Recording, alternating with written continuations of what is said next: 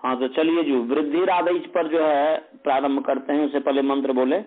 ओम सहनावतु सहनौ भुनक्तु सह वीर्यं करवावहै तेजस्विनावधीतमस्तु मा विद्विषावहै। ओम शांति शांति शांति।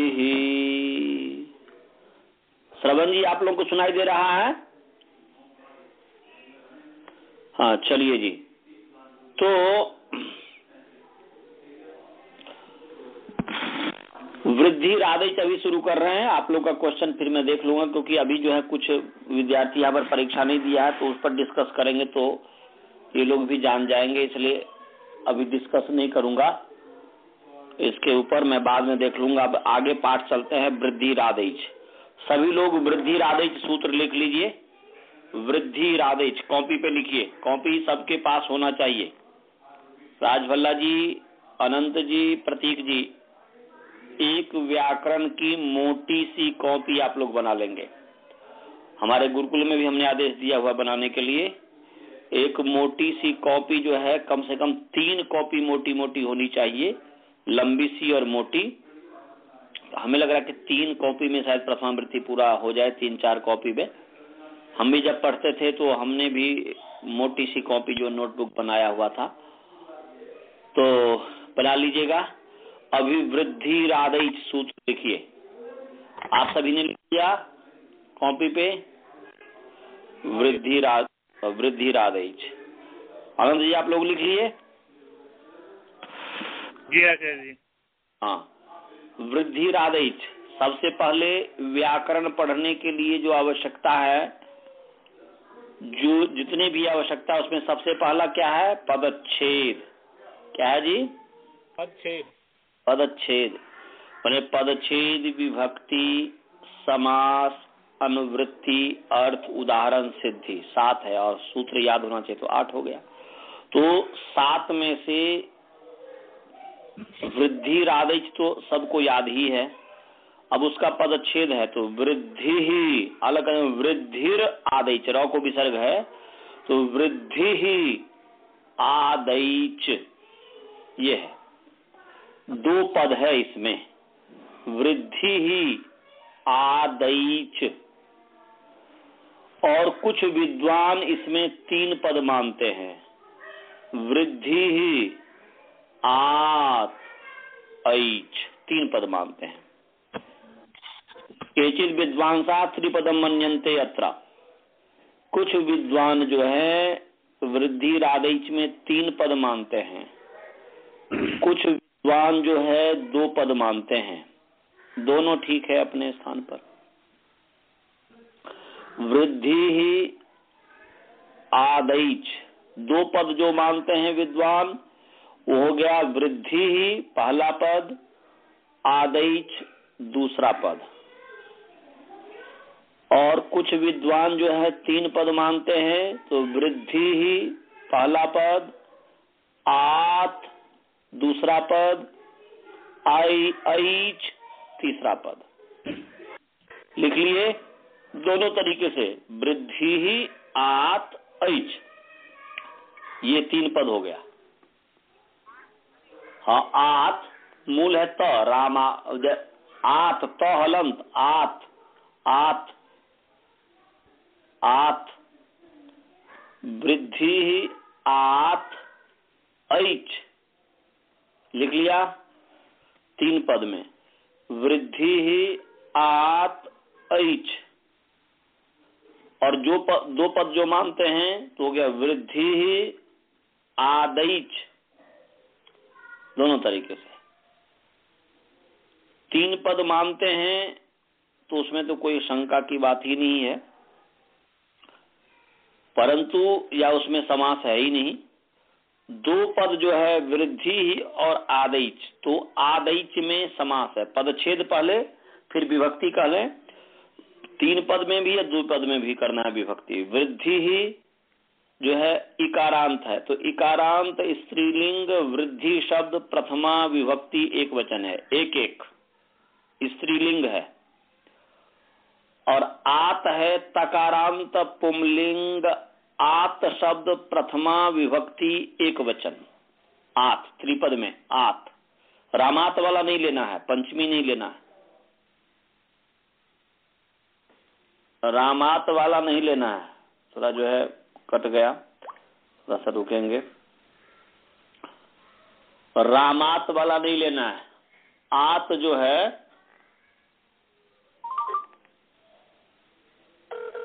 प्रथमा विभक्ति एक वचन है। तकारांत पुंलिंग आत शब्द प्रथमा विभक्ति एक वचन। आवाज आ रही है?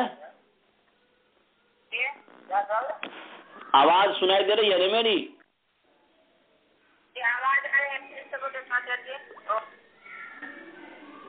आत आत तकारांत पुंलिंग आत शब्द प्रथमा विभक्ति एक वचन। ऐच चकारांत पुंलिंग ऐच शब्द प्रथमा विभक्ति एक वचन। हम पुंलिंग इसलिए कह रहे हैं वर्ण को आधार मान करके। वर्ण शब्द पुंलिंग है इसलिए आत और ऐच। ऐच तो प्रत्याहार है इसलिए पुंलिंग है ही। तो आप लोगों ने लिख लिया वृद्धि इकारांत स्त्रीलिंग वृद्धि शब्द प्रथमा विभक्ति एक वचन। आत तकारांत पुंलिंग आत शब्द प्रथमा विभक्ति एक वचन। ऐच चकारांत पुंलिंग ऐच शब्द प्रथमा विभक्ति एक वचन। लिख लिया? अनंत जी आप लोग लिख लिए? लिख लिया जी। हाँ,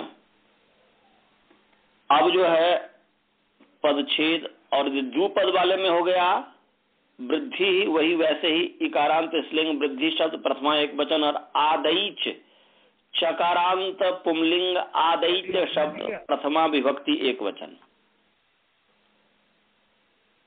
चकारांत पुंलिंग आदैच शब्द प्रथमा विभक्ति एक। कोई कट गया शायद लग रहा है।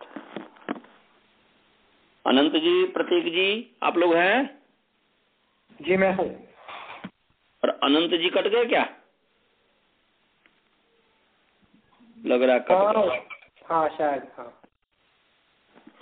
तो आदैच चकारांत पुंलिंग आदैच शब्द प्रथमा विभक्ति एक वचन है।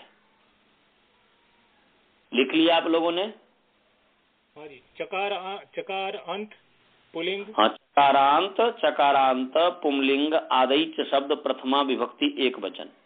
एक हो गया। और कुछ विद्वान प्रथमा विभक्ति द्विवचन मानते हैं। प्रथमा विभक्ति द्विवचन भी मानते। हाँ जी,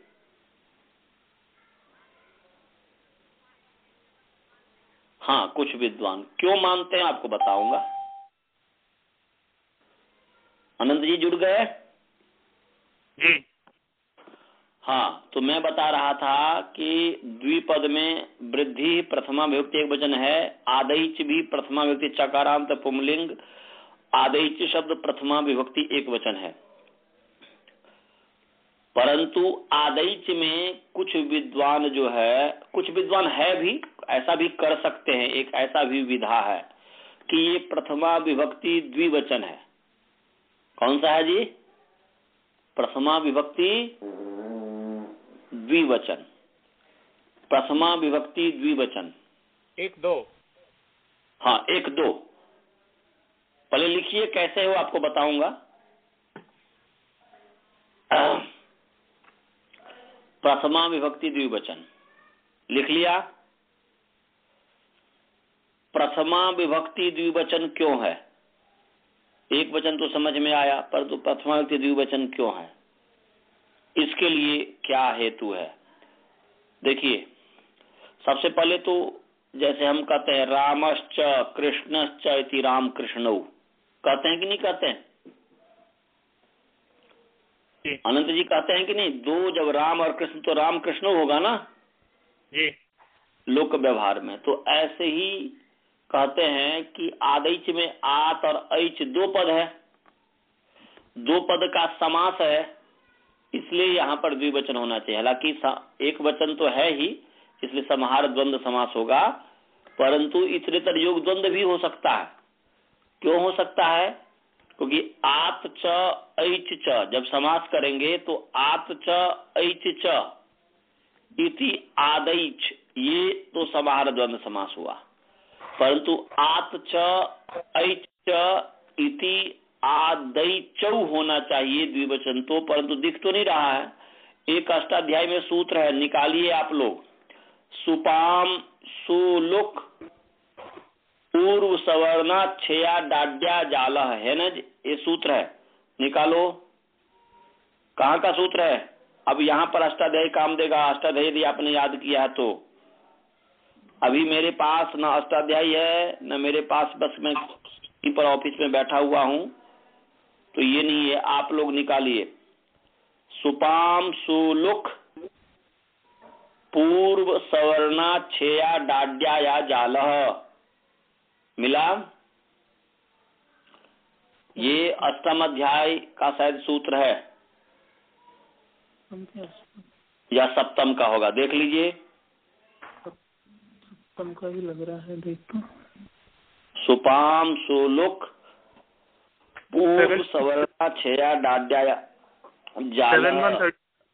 हाँ जी, 7139। अच्छा, अभी रुक जाइए, मैं इन लोग सातवें अध्याय पहले पाद का कालबोध जी आप लोग को मिला। ये सप्तम अध्याय का है, पहला पाद का है,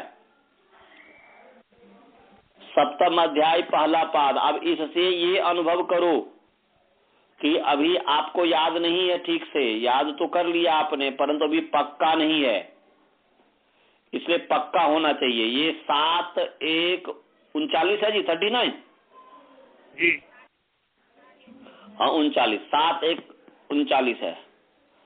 ये छंद में क्या होता है, छंद के ऊपर से कोई अनुवृत्ति आ रही होगी तो छंद में सुपों को सु आदेश होता है, लुक आदेश होता है, पूर्व सवर्ण इत्यादि आदेश होता है, बहुत सारे आदेश होते हैं। सुपाम सुलुक पूर्व सवर्ण आत इत्यादि जो सभी आदेश होते हैं। तो अभी आपको केवल लुक पर ध्यान रखना है कि छंद में, छंद विषय में सुपों को लुक हो जाता है। छंद माने वेद विषय में, छंद माने छंद विषय में। तो ये छंद कैसे है, ये सूत्र छंद कैसे है? वो तो छंद का अर्थ वेद है, छंद तो नहीं है, पर तो छंदोवत सूत्राणी भवंती एक है, एक उक्ति है महाभाष्य का, लिख लीजिए। छंदोवत सूत्राणी भवंती, सूत्र छंद के समान होते हैं। इसलिए लोगों में भ्रांति पड़ गई कि अन्य चीज को भी छंद वेद मानने लग गया, परंतु वह वेद के समान है, छंद जो के समान है। तो छंदोवत सूत्राणी भवंती, लिख लिया आप लोगों ने? हाँ जी, जी। छंदोवत सूत्राणी भवंती, क्या आपने लिखा? छंदोवत सूत्राणी भवंती,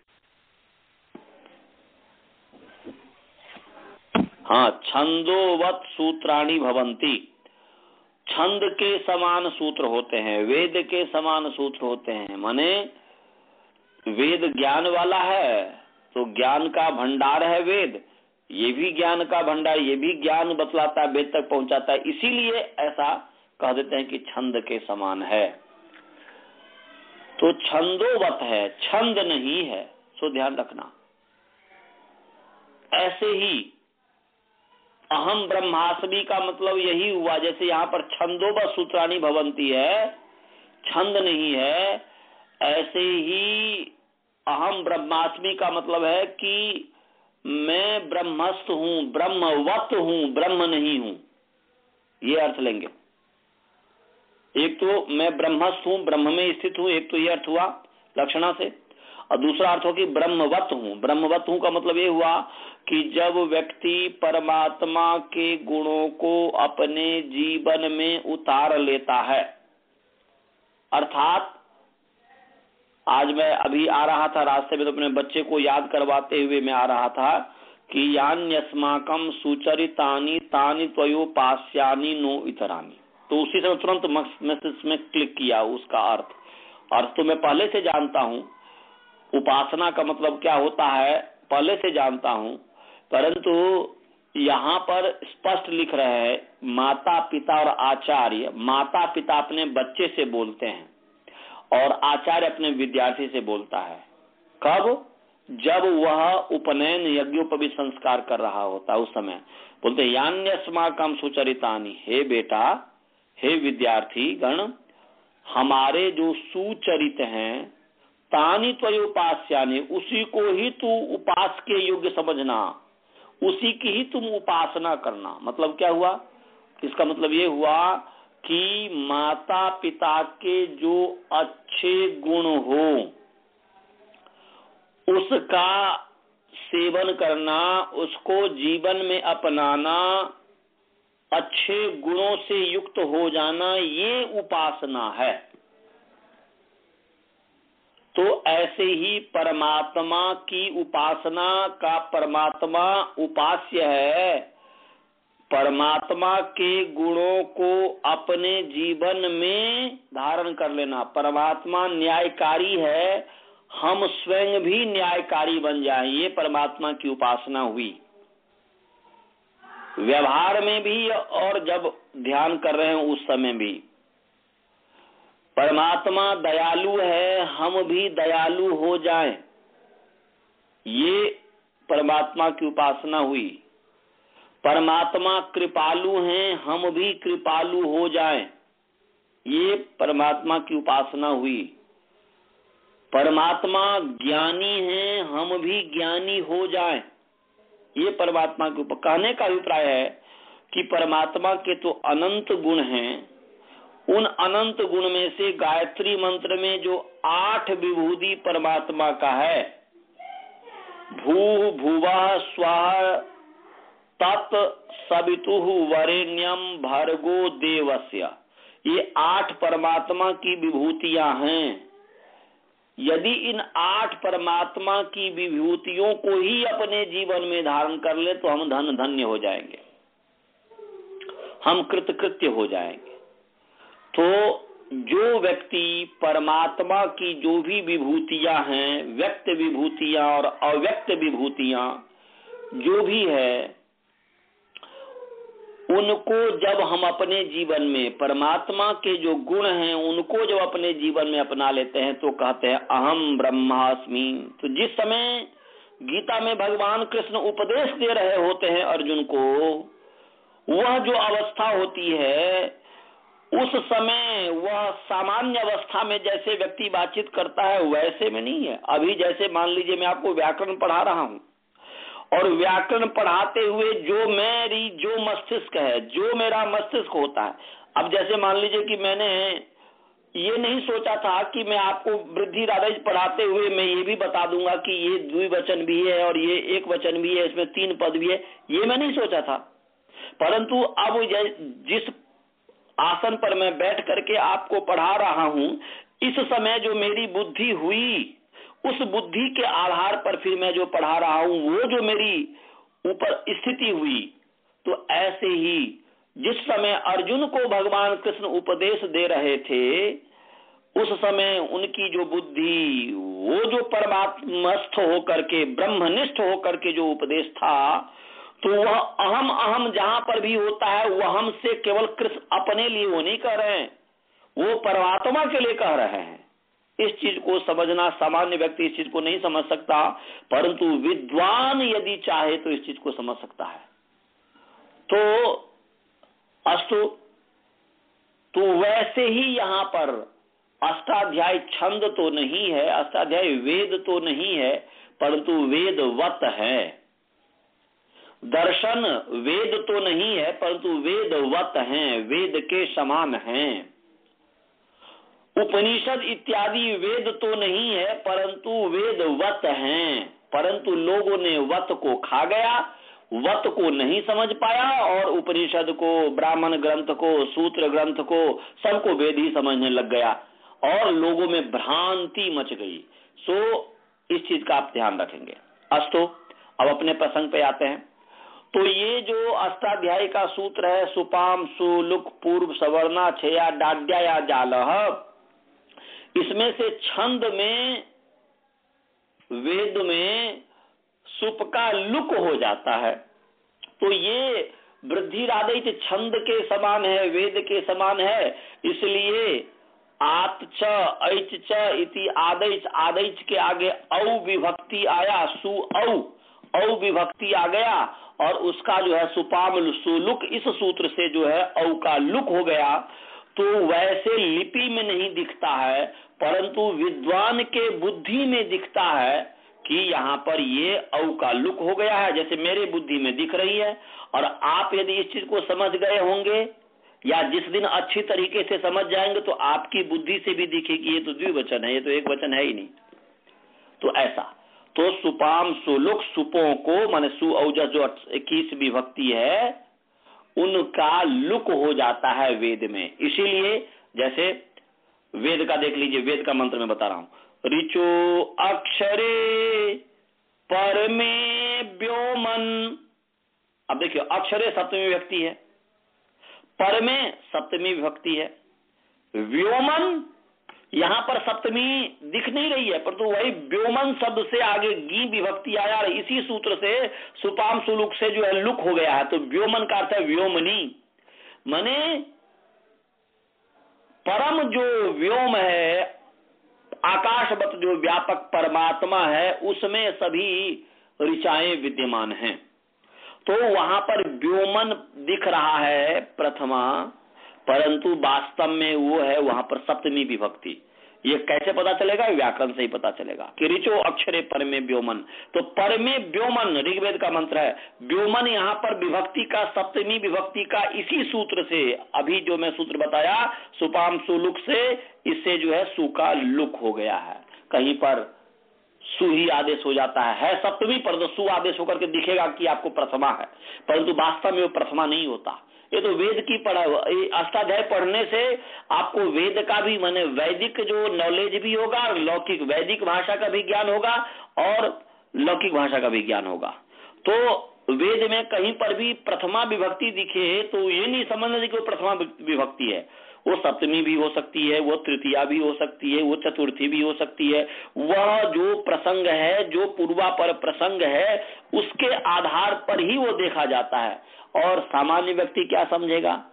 वेद में यदि प्रथमा विभक्ति है वो प्रथमा विभक्ति से अर्थ कर देगा, नहीं। वहां पर प्रथमा विभक्ति एक वचन यदि आपको दिखे तो कोई जरूरी नहीं है कि वह प्रथमा विभक्ति है, वो सप्तमी भी हो सकता है, वह प्रथमा सप्तमी विभक्ति बहुवचन भी हो सकता है। क्योंकि अम औट मने सु औ जस अम औट सस्ताभ्याम विष गेभ्याम भैंस गसीभ्याम भैंस गसो साम गियो सुप, जितने भी प्रत्यय हैं 20 प्रत्यय, वो सभी 20 प्रत्यय आदेश हो जाता है, उनके स्थान पर सु आदेश हो जाता है। इसलिए कहीं पर सप्तमी भी अर्थ हो सकता है, कहीं पर षष्ठी भी अर्थ हो सकता है, कहीं पर पंचमी भी अर्थ हो सकता है, कहीं पर द्वितीया भी अर्थ हो सकता है। अब देखना यह है कि वो क्या है, और इसके आधार पर महर्षि दयानंद ने एक ऐसे अचंभे अर्थ निकाले हैं कि उस समय जो मोक्ष मूलर था, मैक्स मूलर जो था, वह जो समझता था कि वेद माने वेद के ऊपर जैसी उसकी धारणा थी, सब धारणा बदल गई और वो सोचा भी नहीं था कि वेद का ऐसा भी अर्थ हो सकता है। तो कभी मैक्स मूलर दयानंद जी मिले नहीं, परंतु पत्राचार से मिले और उन्होंने कहा, उन्होंने जिस अग्नि मिले इत्यादि जो पुरोहितम जो पत्रिका छापते थे ऋषि दयानंद जी छपाते, तो उसमें जो विज्ञान पर जो उन्होंने अर्थ किया उसको देख करके दांतों तले अंगुली मैक्स मूलर ने दबाया और उसके बाद विश्वास उसको हुआ कि वेद में विज्ञान है। नहीं तो वो समझता था सायन के पुस्तक को पढ़ करके वेद का कि वेद सभी वेदों का तात्पर्य केवल यज्ञ करने में है, बस हो गया और कुछ नहीं है। परंतु जब ऋषि दयानंद जब आए, उन्होंने जो वेदों का एक अजीब जो अर्थ किया, जिसके आधार पर मोक्ष मूलर को फिर विश्वास करना पड़ा और फिर मानना पड़ा कि नहीं, वेद में विज्ञान है। और ये सामान्य व्यक्ति व्यक्ति नहीं समझ सकता इसको। तो ऋषित्व पद को जिसने प्राप्त किया वही इस चीज को समझ सकता है। व्याकरण तो वैसे पढ़ा था सायन भी, परंतु वह ऋषित्व पद को प्राप्त नहीं किया था, जिसके कारण ये हुआ। इनकी बुद्धि तो गुरु विवेकानंद जो ऋषित्व पद को प्राप्त किए थे उन्होंने उनके बुद्धि में डाली कि ये है। होता ही है, हम लोग भी जब पढ़ते हैं और जानते रहते हैं, परंतु नहीं होता। यदि कोई किसी ने बता दिया उस चीज को तो समझ गए, वो बुद्धि दे दिया, उस बुद्धि से अब सोचते रहो। तो ऐसे ही गुरु विवेकानंद जी ने ऋषियानंद जी को बुद्धि दी और उस बुद्धि से ही वेद के ऐसे अर्थ निकाले कि जैमिनी मुनि के बाद और ऋषि दयानंद के बीच में किसी ने नहीं निकाला था। अस्तु, तो आदैच के आगे औ है, औ का सुपाम सुलुक से लुक हो गया है। लुक माने प्रत्यय लुक लुप, प्रत्यय का जो आदर्शन है उसका नाम लुक स्लू लुप है, तो इसलिए लोप हो गया। तो आदैच का आदैच ही रह गया, ऋचो अक्षरे पर में व्योमन का व्योमन ही रह गया। तो प्रथमा विभक्ति द्विवचन इस आधार पर है, इसके आधार पर है। समझ में आ गया? हाँ जी, आ गया जी। हाँ, और हमारे जो गुरुकुल के विद्यार्थी इनको समझ में आ गया कि प्रथमा व्यक्ति द्विवचन कैसे है। हेलो, समझ में आया? बालबोध जी, मनीष जी, श्रवण जी, सबको समझ में आया? अच्छा, नहीं समझे। आदेश समझते हो कि किसी के स्थान पर कोई आदेश होता है, तो यहां पर आदेश के आगे औ विभक्ति आएगी। कौन सी विभक्ति आएगी जी? और औ को लुक आदेश हो गया, लोप आदेश हो गया, माने औ हट गया इस सूत्र से, सुपाम सुलुक से। इस सूत्र का यह अर्थ याद कर लेना और इस पर विचार करना। इस सूत्र से औ का लुक आदेश हो गया, माने लोप हो गया, लोप आदेश माने हट गया। तो हट गया इसका मतलब यह है कि वह वो नहीं है। अच्छा बताओ, कुत्ता है, कुत्ता का यदि पूंछ कट जाए तो कुत्ता नहीं है क्या? वो कुत्ता का यदि पैर कट जाए तो, कुत्ता का कान कट जाए तो कुत्ता नहीं है क्या? गधा हो जाएगा? कुत्ता तो कुत्ता ही रहेगा ना जी। तो ऐसे ही जब आदैच के आगे औ विभक्ति आई और उसका इस सूत्र से लुक आदेश हो गया तो लोप हो गया। इसका मतलब ये द्विवचन नहीं है क्या? हम आदैचौ जब कहेंगे तो द्विवचन तो स्पष्ट दिख रहा है। आदैचौ कहेंगे तो द्विवचन है कि नहीं? परंतु आदैचौ में आदैच के आगे जो औ है उसका इस सूत्र से सुपाम सुलुक पूर्व सवर्णा छया डाड्या जाला जो सूत्र है, इस सूत्र से लुक आदेश हो गया। क्या हो गया जी? आदेश का मतलब क्या होता है? यदि मैं आपको आदेश दूं कि आज भोजन नहीं करना है, आप किया कि हमारे बातों को श्रवण जी माने या नहीं माने, मुझे आपने माना कि नहीं माना मुझे नहीं पता, किसको मैंने दंड दिया था कि आप लोग जो है भोजन नहीं करेंगे, तो शायद आपने तो नहीं किया था रात में भोजन, दूसरे दिन श्रवण बोला था कि मैं नहीं करूंगा, किया कि नहीं किया पता नहीं, परंतु गुरु के आज्ञा मानना चाहिए। यदि मैं आपको आदेश दूं, यदि आपने कोई गलती किया और हमने आदेश दिया कि आज आपको प्रातः रस नहीं खाना है, तो नहीं खाना है जब आदेश दिया तो नहीं खाए। तो ऐसे ही यहाँ पर ये सूत्र आदेश दिया औ का लुक हो जाता है, तो आदेश दिया लुक हो जाता, लोप हो गया, चला गया प्रत्यय से लुक लुपा से कि लोप हो गया। तो अब जब लोप हो गया तो है तो वह आदैचौ ही, औ दिख नहीं रहा है। द्विवचन में औ है, वह लोप हो गया है, परंतु है तो वह द्विवचन ही। हाँ, आदेश इसीलिए दिखता है, होना तो चाहिए द्विवचन ना, क्योंकि दो है ना, आचा ऐचा, इस हिसाब से द्विवचन दिखना चाहिए था, द्विवचन होना चाहिए था, परंतु द्विवचन नहीं है, एक वचन कैसे दिख रहा है? इसलिए दिख रहा है क्योंकि सुपाम सुलुक से सुका औ का लुक हो गया है। हाँ, तो आप जो है गुरुजी इन लोग को समझा दीजिएगा। आपने अच्छा से समझ लिया। और ये सुपाम सुलुक से 11 आदेश लगभग होते हैं, कोई भी आदेश हो सकता है, वो स्थिति को देख करके अपने तरफ से आदेश नहीं करते हैं। वेद में जैसा है छंद सूत्रों में जैसा उसका अर्थ हम विचार करेंगे। अब जो है ए यदि आपने अच्छा से समझ लिया, अब दूसरा, अब एक, अच्छा मैं इधर में विद्यार्थी से पूछ लूं, अनंत जी आपको समझ में आ गया? राज भल्ला जी, प्रतीक जी आपको समझ में आ गया? ठीक है जी। हाँ। अच्छा, अब चलिए दूसरा। अब ये एक वचन कैसे है? तो एक वचन तो वैसे दिखता ही है क्योंकि आधे एक वचन है। ये जो है क्योंकि भले ही दो तरीके का समूह होता है, मैं समास में पढ़ाया था, नहीं आप लोगों को नहीं पढ़ाया, ये यहाँ के विद्यार्थी को पढ़ाया हूं। द्वंद्व समास दो तरीके का होता है, एक का नाम है समाहार, एक का नाम है इतरेतर। तो दोनों ग्रुप है, दोनों समूह है, एक समूह का नाम है समाहार, एक का नाम है इतरेतर। इसको इस रूप में समझिए कि दो तरीके का समूह होता है, एक का नाम होता है उद्भूत अवयव भेद समुदाय। ऐसा समूह, ऐसा समुदाय जिसमें अवयव अलग अलग प्रकट दिखते हों, ऐसे समूह को कहते हैं उद्भूत अवयव भेद समुदाय। लिख लीजिए, उद्भूत अवयव, उद्भूत अवयव, उद्भूत अवयव भेद समुदाय। एक समुदाय है उद्भूत अवयव भेद समुदाय, और दूसरा है ऐसा समुदाय, ऐसा समूह जिसमें अवयव अलग अलग नहीं दिखते हों। अब जैसे उदाहरण उसको कहेंगे, हाँ, उद्भूत अवयव भेद समुदाय, एक तो समुदाय ऐसा है, और दूसरा है अनुद्भूत अवयव भेद समुदाय, जिसमें ऐसा समुदाय जिसमें अवयव अलग अलग नहीं दिखते हों, उसको कहेंगे अनुद्भूत अवयव भेद समुदाय। जैसे उदाहरण के लिए, आपके पास जितने भी विद्यार्थी हैं गुरुकुल में, इसको आप एक एक फुट के दूरी पर रख दीजिए, वह भी एक ग्रुप होगा। अलग अलग करके है तो वह ग्रुप,